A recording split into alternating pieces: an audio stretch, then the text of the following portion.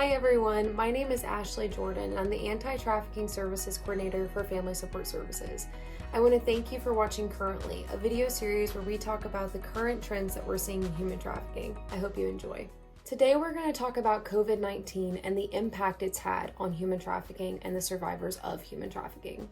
For some perspective, the National Center for Missing and Exploited Children saw an increase from 2 million to 4.2 million reports of online exploitation just from the months of March to April of 2020.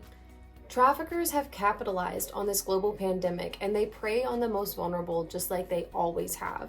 Stay-at-home orders will not protect people from human trafficking because human trafficking does not require movement like so many people believe. It's important to understand that human trafficking continues to happen even in the midst of a global pandemic. The impact of COVID-19 on already vulnerable populations has important implications for people that are at risk of being trafficked or people that have been trafficked or exploited in the past. Let's look at some of the reasons why. Let's look at the impact that COVID-19 has had to make people more vulnerable and possibly more at risk for something like human trafficking.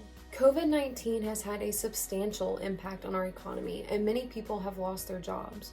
Some individuals who may have managed to escape or leave their situation of trafficking in the past may be being forced to go back now because they've lost their shelter or their income. There has been a huge spike in homelessness since COVID-19, and traffickers often look for that vulnerability because people in that situation may be easier to exploit.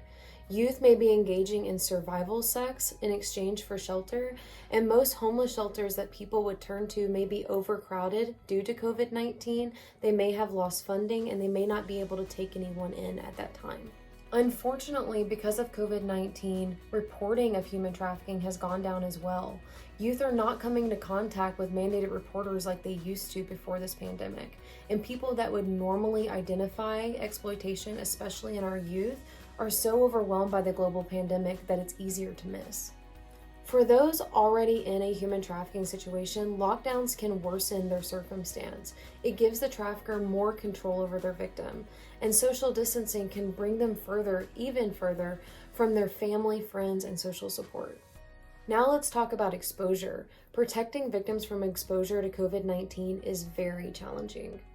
Victims of forced labor or commercial sex obviously have very little control over when and where they're allowed to wear a mask, and if they can enforce the people around them to wear them as well. Social distancing is practically impossible for victims of human trafficking, and labor trafficking victims are especially vulnerable to COVID-19 because of lack of sleep, malnutrition, and no access to health care. Last but certainly not least, we are spending a lot more time online, and we have seen a rise in online exploitation since the pandemic began. Youth are especially vulnerable to online exploitation. They are missing their friends, they're missing going to school, they're missing hanging out after school, and they may be looking for connection and finding it online. Traffickers are using this as an opportunity to meet, groom, and eventually exploit victims. Of course, pornography consumption has spiked as well, and many websites that front to be escort services or pornography are actually featuring trafficked victims that did not give their consent to be in that situation.